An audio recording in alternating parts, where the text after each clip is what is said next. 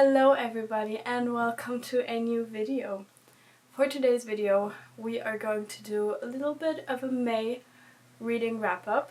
I read a total of 3 books last month, which is not what I usually go for, but I was in a bit of a reading slump, which I will get to at, a later point in this video.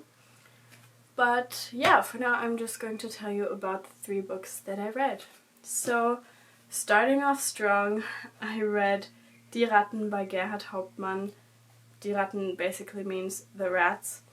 And yeah, I had to read this for my German course. I really don't know how to explain this book, it's insane. So it's set at like the beginning of the 20th century and it's set in Berlin. And we follow a woman who buys the child of another woman, and that's basically the story. Then you see how that weird situation evolves and all of the lies and stuff like that.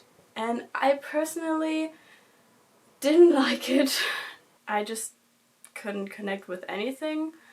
I couldn't understand half of what they said because it was written in a Berlin dialect, and if you don't know that dialect, I'm sorry to anybody who speaks that because I know people do. It's just confusing, okay? Please don't hate me. But I was struggling to read that. I think hearing it is fine, but having to read it was very annoying. So that also made it kind of hard to even read what they were talking about.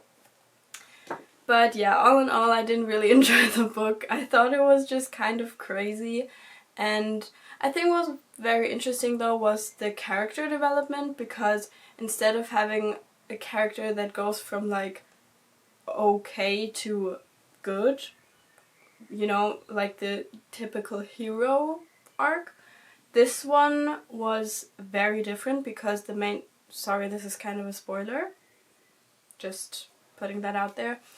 Because the main character kind of goes into the opposite direction because she becomes so possessive of this child that she bought that she's willing to risk everything for that, and she acts really insane, honestly. So I think that was actually kind of interesting, but other than that, I didn't really enjoy it. But if that sounds interesting to you, definitely check it out. I mean, why not? And then, as you might have seen in, I think, my second to last video or something, I read The Hunger Games by Susan Collins. And oh my god, I have been missing out. Why did nobody force me to read this book earlier? I mean, it was so crazy. I loved it. I absolutely loved this one. I think the storyline was crazy. It was so good. I love Katniss. Katniss is such a good character. Maybe I should explain what this book is about if you don't know. So The Hunger Games is basically about a girl named Katniss who lives in a world that is separated into districts. So there are districts from 1 to 12.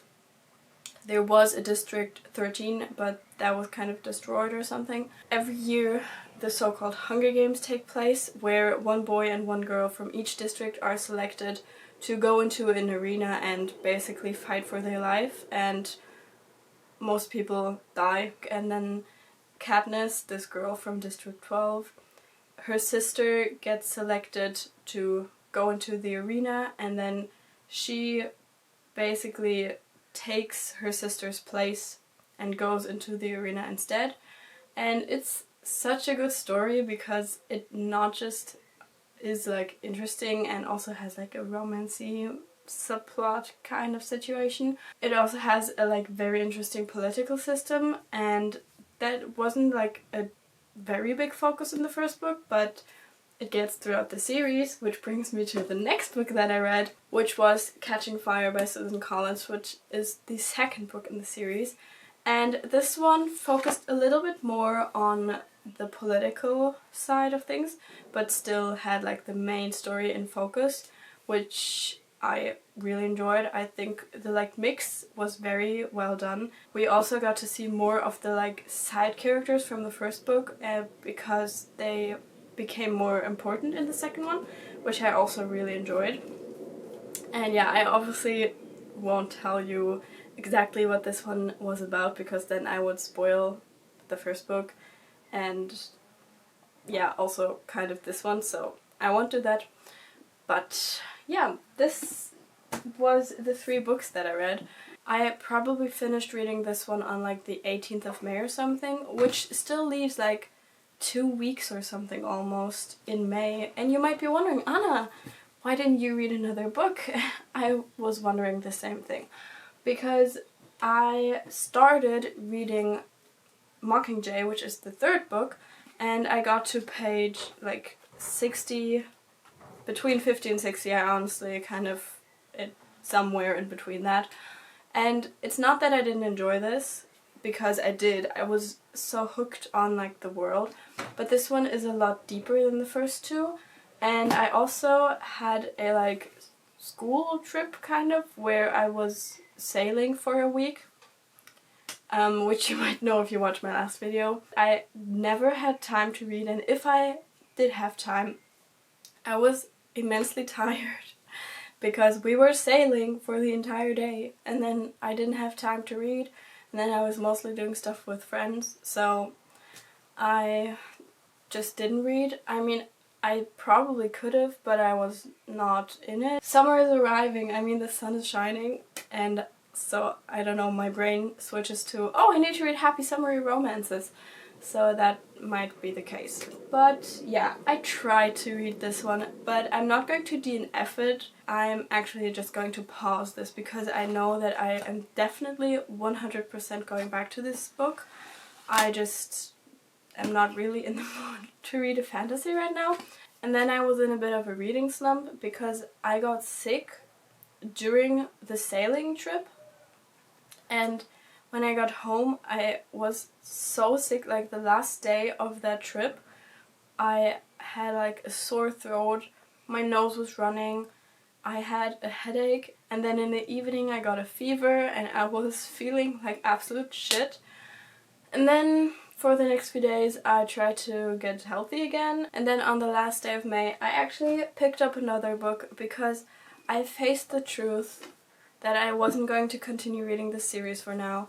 So I picked up You're the Problem It's You by Emma R. Albin, and this is the 2nd book in an interconnected standalone series. It's like the 1800s queer vibes and it's very fun and summery, so I thought I'd pick this one up, which is the book that I'm currently reading. So you will probably hear a little review of this one in the next wrap-up. These were the 3 books that I read in May.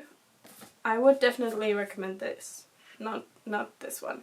But that's fine. I was going to do another like June TBR type of thing, but I never know what to read because I'm such a mood reader, as you might be able to tell.